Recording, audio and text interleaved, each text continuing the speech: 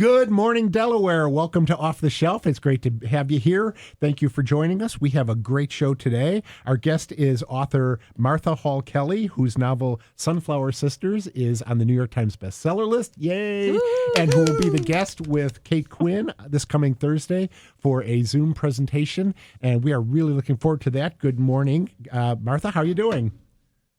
I'm doing great. How about you? We're doing wonderfully here in Delaware. Good morning, Nicole. How you doing? I'm great. I survived the crazy weather we've had this week. Yeah, it has been just blooming nuts here. I mean, who said we needed more winter? Nobody said that. Nobody. Yeah, I know, and it get cold. And, Old Man Winter did say that. Yeah, but I think Old Man Winter doesn't get a vote here. No.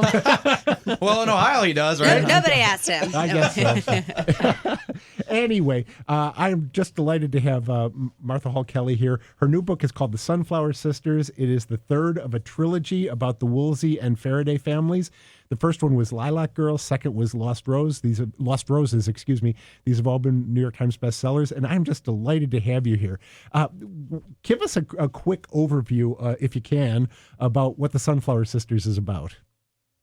Oh, sure. Most people know me from my first novel, Lilac Girls, about Caroline Faraday and her fight to champion the cause of the so-called rabbits, Polish women that had been operated on by the Nazis at Ravensbrück concentration camp.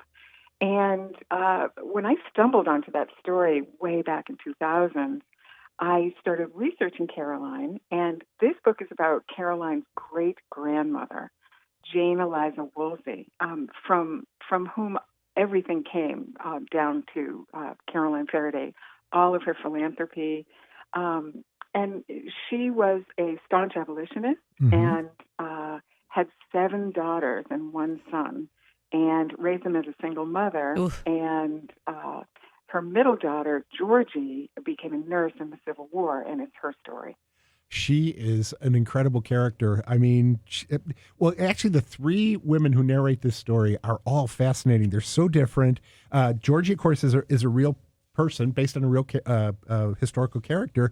The other 2, yes. Talk a little bit about Gemma and Anne May Wilson. Well, my other 2 books have 3 women narrators, and I thought I'd do the same thing for this last book about Caroline's family. And I wanted to, since the Woolsey family, they were staunch abolitionists, I wanted to have an enslaved girl on a tobacco plantation, and also the mistress of that plantation. So Gemma is the enslaved girl. She's 16 and lives on my fictitious Peeler plantation in Maryland, which was a border state, of course. Mm-hmm. And then Anne May Wilson Watson is the terrible plantation mistress who is just horrible to Gemma. She's just generally horrible. She's she is one tough character. Do you think?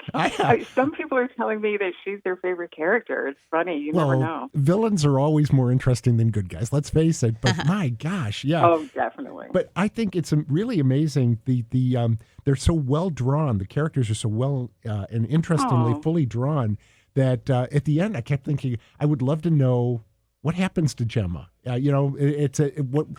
does she evolve during, first during Reconstruction and then during the Jim Crow era? Because she was just such an interesting and tough character. It was really interesting to see that. That sounds like novel number 7. There we go. Yeah. I have to tell you, the opening of your book got me right at the beginning when it starts with the slave auction. I lived in Charleston, South Carolina for 7 years, and I know exactly where you were describing. And I could on Chelmer Street. Yeah. I could hear the cart. I could hear the sound of that the kid pulling that cart and the 2 women just being totally shocked by what they were seeing. And you had me right from the first few pages. So I'm so glad. And that all came from a real letter. I read almost 1,000 letters in the archives at the Bellamy Faraday House from Jane Eliza to her 7 daughters. And that's one of them. They actually were in Charleston for a social event and had no idea that the slave market was there. They stumbled on it, and they spoke with an enslaved woman through the iron gates as the slave auction was going on, and her children were being sold from her. the most incredibly moving letter. And just an incredibly moving opening to a book too. I'll tell you that. Mm-hmm. That had me. It was really good. I have to ask you, Gemma is an enslaved woman. She's a young girl, really 16. Did you have any trepidation about writing in the voice of an enslaved person? You know, a little bit. I wrote it so long ago, 5 years ago, that it was kind of before a lot of the social things that are happening now were happening. I have always written from the point of view of, in all the other books, a young person. And I just thought if I researched it enough and I really was careful about my facts, that it would ring true. And I haven't had one person say anything to me about that. So, any readers and any reviews or anything. And so I'm really happy that people are learning about slavery from a whole new point of view. I really wanted to go at it and really show the horrors of it and not whitewash it like sometimes I think happens in some books. I think I couldn't agree with you more about that. I was looking at I have not read Lilac Girls or Lost Roses yet, but the theme of women and how they deal with the aftermath of war seems to, or revolution in case of Lost Roses, seems to run through your writing. Is that something that you've always been interested in, or did that just develop as you started with Lilac Girls? You know, I stumbled on Lilac Girls, the story. I wasn't a writer. I wasn't, I was a retired copywriter. And writing that story, I kind of inherited World War II, which, was a wonderful thing to inherit. I'd never been a history student. I never liked history in school. But once I started digging into it from a female point of view and from Caroline's point of view and the whole National Socialism thing and Ravensbrück concentration camp, I found it fascinating. So in my other books, I kind of gravitated to that, in Lost Roses to World War I, of course. And then in this book, to the Civil War, there was no way to write about this family without writing about the Civil War because they were such an important part of it. I read somewhere that when the Woolsey family, when they gave up their toys, they took up politics. So it was a huge part of their lives, and I had to show Gettysburg. Yeah. The descriptions of Gettysburg, a place I toured a couple of years ago, that really just rang true too. The feeling of being there, and again, it's the aftermath. It's not so much the battle, although one of the characters does get injured. Well, several of the characters get injured during the battle. But it's the aftermath, and it's like women perpetually having to clean up the mess that the men make in war, and yet it was not easy for a woman to be a nurse in 1863, was it? Oh my goodness, no! I had no idea, honestly. I mean, I knew from history in school that it wasn't easy for the nurses, of course, the first nurses, but to really dig into Georgie's story, and she wasn't really eligible to be a nurse for the Sanitary Commission. And this was the first nurses in the United States. But she worms her way in there. And it was all male nurses. And they were held onto their jobs for dear life because if they were not male nurses, far behind the battle lines, they had to go to war. And right. What's the worst alternative? Yeah. Right, exactly. So they badgered the female nurses and hoping that they would quit. And they were a lot stronger than these men realized, especially the Woolsey women. They did not take anything. They were the original kind of badass women. Their mother raised them to be that way. So it was really fun writing about that. And Georgie actually says in her letters that there wasn't one doctor who was kind to her during the whole thing. And they really, they provided a huge service to the doctors. But she writes... They weren't... Oh, sorry, excuse me. No. But they really were not appreciated at all. Yeah, she writes the manual for the nurses to follow, and then one of the doctors takes it and publishes under his own name. I mean, it's like, Yes. it kind of reminded me of Big Eyes. I mean, just, how can you get, it's so unbelievable in today's context, and yet it happened, and there it is. So it was... yeah, all sorts of terrible things. Her sister, too, Mary, one of the 7 sisters, wrote these incredible poems. What today we would say is going viral. Mm-hmm. She had a poem called A Rainy Day at Camp, and she was not allowed to say that she wrote it, and she was a woman, and everyone assumed it was a man because it was written from the point of view of a soldier. Mm-hmm. And Winslow Homer painted a painting inspired by the poem. Every soldier had it in their pocket going to war, but Mary Woolsey could never say that she wrote it. Oh. So it was a really hard time for women. Yeah, their roles were so circumscribed, and any violation of it just seems to have brought down the entire social structure on people. Absolutely. So Georgie wrote a book as well, and she was allowed to say that she wrote it, but it was called 3 Weeks at Gettysburg. I guess that's a spoiler for people that haven't read the book, because now we realize that she ends up at Gettysburg, but I think that's on the jacket cover anyway. I think so, yeah. So. Well, I have to thank you again, Martha Hall Kelly. The book is The Sunflower Sisters, New York Times bestseller, and we are so looking forward to having you and Kate Quinn as our co-guests on Thursday, April 29th, 7 o'clock for the Friends of the Library. Tickets are available at DelawareLibraryFriends.org. You can get tickets there. We also have a special package that we'll be talking about in the second half of the show with Fat Girls Bakery. Mm-hmm. So that sounds like fun too. But I do want to thank you for being here. We are looking forward to seeing and basically to hear you and Kate interview each other while I throw in the questions that come in on chat and everything. And I'm going to throw it's one. It's going to be so fun. I'm going to throw one question out at you right now, because both books are 3 strong women as the narrators, but both of them have some mothers in there that make Medea look like, Mother of the Year. And I just want to know what you guys have against mothers. There's some good mothers too. Come on, George. There are some good mothers. Some yes, lovely mothers. yes. Georgiana's mother, Mrs. Woolsey, is just amazing. So anyway, yeah, she makes up for all the bad ones. There you go. I think so. Yes. So Martha Hall Kelly, thank you again for joining us, and we look forward to talking to you this coming Thursday, April 29th at 8 o'clock. So thank you. Thanks, George. We'll talk to you then. Okay, we're going to come back and talk a little bit more about Fat Girls Bakery, Friends of the Library, their flower sale, all sorts of other cool things. So whatever you do, stay tuned. And welcome back to Off the Shelf. That was fun. I really enjoyed talking to Martha Kelly. How lucky have we been? Martha Hall Kelly. First, I screw up the time of the thing, and then I can't even pronounce her name properly. I'm so glad that she's no longer on the phone, so I don't have to apologize to her, too.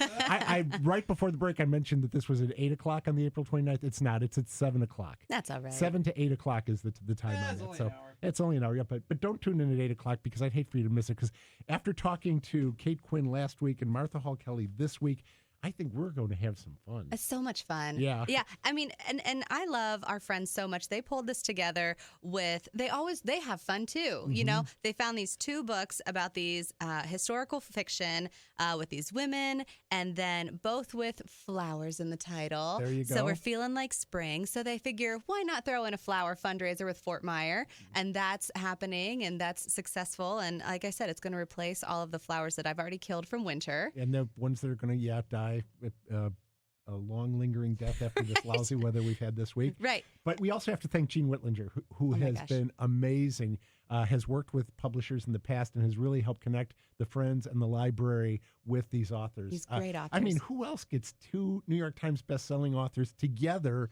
at the same time for $5? Within a handful of months of their novel's debut. Yeah, exactly. I mean, I think the Rose Code was published on the 9th of March, and the Sunflower Sisters was published on the 30th of March, and we're getting them on the 29th of April. While they're still on the bestseller list. That's amazing. I think it's great. Yeah. I just and we would be remiss. Thank you, Gene, and thank you, Friends. if we didn't mention the special, so you can buy Please talk about the special. You can buy another, just like we did when we talked with the Brilliant Life of Eudora Honey Set, and we had the Eudora Yummies. Yes, we did. We're working with another bakery this time around. This is Fat Girl Bakery in Lewis Center, and they have a treat box that you can buy for them, $20. It is going to include 4 iced sugar cookies, 1 large fudge brownie, 1 vanilla cake pop, and 2 vanilla macarons. I am so hungry. It is going to be amazing. They also have 3 different days you can pick it up. You can pick it up in the store April 27, 28, 29. They're open 9 to 5. And Angela Cox and I, we have a plan. We're going to order our box. We're also going to go in the store and pick up. And, we just might happen to see other things while we're in the store that we need to take home with us. You really think that could happen? They'd just be calling our names, And then, of course, the books are being sold through a local bookseller. It is, remind me. Oh, it's the one in Westerville. Birdie Bee. Thank you. It is Birdie Bee Books in Westerville. There it is. It was right at the bottom of my email. Birdie Bee Books in Westerville. They're donating 20% of the proceeds to the Friends of the Library, and they're going to come with a signed book plate. Oh, that's great. So it's really, really phenomenal. Lots of local support with whatever you do. Tickets are on sale for $10, and if you're a member of the Friends, you get them with a discount code for $5. You can still join the Friends anytime between now and Thursday. People complain about not having good, strong female role models in movies or in TV or things, but I tell you, there are 6 strong women in these 2 books that are just amazing. One of them is absolutely vile, but she's fascinating. What she does is, she's she is the mistress of this plantation, and she is a terrible person, but she's a fully drawn character that you will not forget. Yeah, I love how Martha was like, people tell me they like her. I want to know who those people are. Well, it's like I say, the villains are usually more interesting than the heroes. In this case, Georgie Woolsey's pretty interesting too, though.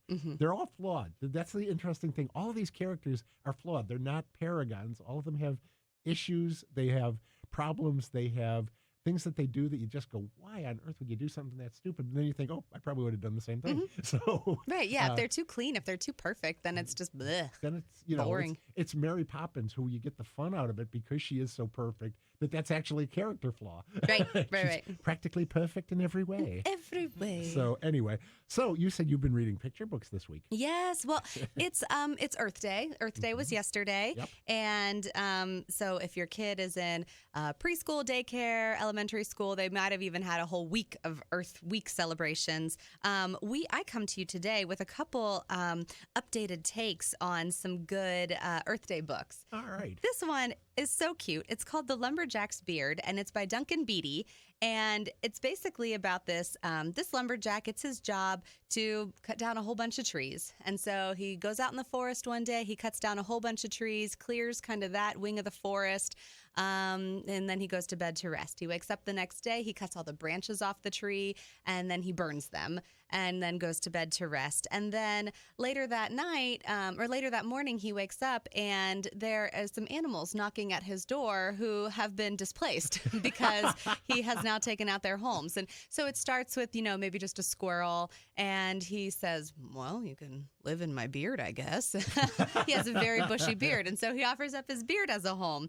And then I think it begins with a bird, and then it comes with a beaver and a porcupine, and his beard is getting rather full, and he decides that maybe it would just be better if he goes ahead and shaves his beard and puts that on his front porch, and then they can kind of live in it as a den on his front porch. And then he realizes kind of the error of his ways, and he needs to maybe help just replenish and get some new homes back for these animals. So The Lumberjack's Beard, it's so cute. You can check it out now. There's also a YouTube video of Duncan actually reading the story, which is really entertaining. You can also look up the video that's associated with it for how to draw the lumberjack. Oh, cool. So that's a fun one too. Another updated story that you might want to read this Earth Day is Zonia's Rainforest, and it's by Juana Martinez Neal.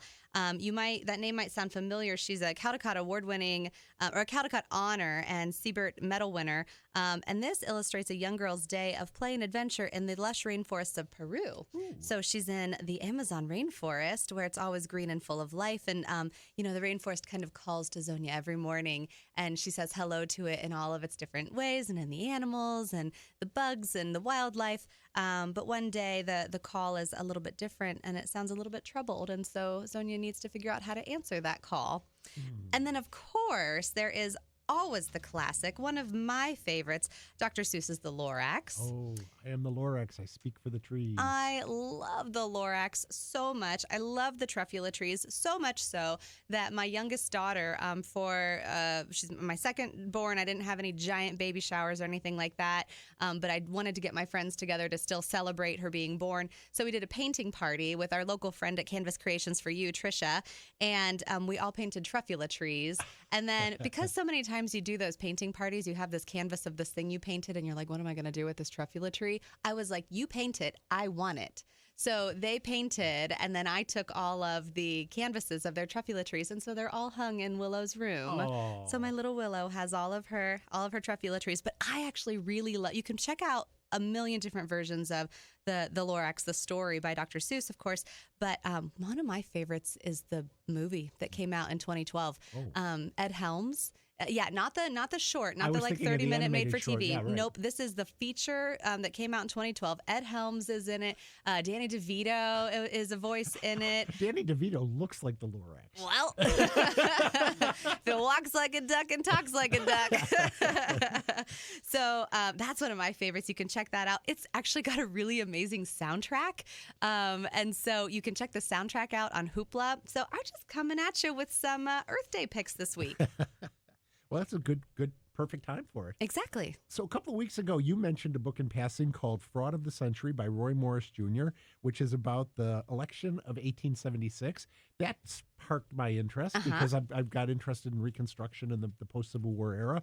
This is a really interesting book because we all know, in at least broad terms, that the 1876 election was one of the closest in American histories, came down to the electoral votes for 3 states, Florida, South Carolina, and Louisiana, and was settled not actually by the Electoral College, not actually by the U.S. Senate, but by a congressional committee that was put together to decide who the winner was going to be. You talk about all that work to go into getting an election going down the drain just to have some committee decide who's going to be president. Yeah. But, everything that seemed to play into the 2020 election is in play here in a Victorian era way. It's fascinating. The media becomes a villain because it is so partisan. You're either a Republican newspaper or you're a Democrat newspaper, and you can't see any good side to the other side at all. There's no such thing as journalistic neutrality at that Moderate, point. yeah. And so you get headlines screaming which guy won immediately after the election, even though neither one of them really knew who had won. Rutherford B. Hayes went to bed election night thinking he'd lost because there was no way that they were going to get those votes from those last 3 states. And he was very calm about it, very even-tempered. Both he and Samuel Tilden, his Democratic opponent, were aghast at what some of the political chicanery that was going on in order to try to win the election for them, but they didn't stop it on either side. They were both really afraid of a lot of violence because there had been violence leading up to the election, a lot of voter suppression, sounding familiar again, a lot of ways of, a lot of dirty tricks, things like that to try to keep people from voting or to at least keep the people who might have voted for the other side from voting. And again, some of the same things we saw in the 2020 election where the down ticket didn't match what happened at the top of the ticket, and people are wondering why that happened. So this book really traces Hayes's life, Samuel Tilden's life. Tilden had been a reform politician for many years. He was a lawyer who got rich defending railroads before the Civil War. He really helped break up the Boss Tweed ring in Tammany Hall in New York during the end of the 1860s, and was basically the popular choice for 1876. They really thought that the Democrats were going to win that election, the first one since 1856, because people were so fed up with all of the corruption during the Grant administration. So they really thought that Tilden was going to have a walkover, and it didn't turn out that way for a lot of different reasons. So it all came down to this commission that they put together, and basically the trade-off was they said the Democrats said you can take the White House if you pull the troops out of the South, and basically that was the end of Reconstruction, and that's what happened. Tilden backed off. They gave the electoral votes from Florida, South Carolina, and Louisiana to Hayes, and he won 185 to 184. And now we have the darling of Delaware City, Ohio. That's true. And that's not many cities can claim a president. And we're one of them. And that's how. It was Hayes had a good, clean administration. He was an honest person, right to the core. He was so honest he wouldn't even vote on election day for himself because he didn't think that was fair. Oh. So he that didn't stop Tilden from voting for himself. I wouldn't. I would vote for myself. I would too, in a heartbeat. If I'm going to put all that work into trying to get elected, I get one. darn it, I'm going to vote for myself. I get one. Yeah, exactly. So, but it really was the death knell for Reconstruction. The federal troops were pulled out. The white citizens were able to take over again and basically institute Jim Crow, the black codes, and all those sorts of things that they'd been working on through the end of the 1860s and the beginning of the 1870s. So it was and that's why it's frequently called the fraud of the century. And it was talked about in the same apocalyptic terms that we talked about in 2020. So right. It's a fascinating story. The book is rather dry. It's not Tom Clancy, but it's history, and it's well told in here. So I can recommend it. It's Fraud of the Century by Roy Morris Jr. and check it out if you're interested in Delaware history. Not a lot about Delaware in here because by the time he was running, he was living in Columbus as governor. Just born. Yep. So born here. Anyway, so we've only got a couple of seconds left. What we got coming up besides Martha and Kate coming up? We've still got our virtual teen job fair running, Right. and I promised that each week I would talk about one employer who is hiring. So Right. this week I want to give a quick shout out to Goldfish Swim School. They're located in Lewis Center. They hire at age 15, and they have a number of different positions available at their Lewis Center location. They're looking for swim teachers. They're looking for deck assistants. They're looking for just general team members, and they're looking for lifeguards. So if you have a teen in your home who is lifeguard certified, who also wants to get into teaching some little ones how to swim, I would definitely apply at Goldfish Swim School. I can vouch. I have had one daughter go through that program at Goldfish Swim School, and where I was an idiot and could teach her nothing, Goldfish Swim School taught her how to swim. That's great. Cool. So yeah, that'll be going on throughout the month for through the end of May. Through the end of May, teens. excuse me. Okay, great. So since we can't do it in person, we can do it online and keep it going for a lot longer. So. Yep, find it on our events page, DelawareLibrary.org. Okay, great. Well, thank you very much, Nicole. Always a pleasure. Thank you, Gage. As always, great having you running the board. My And pleasure. We look forward to seeing you on Thursday with our author program, and we will see you in the stacks.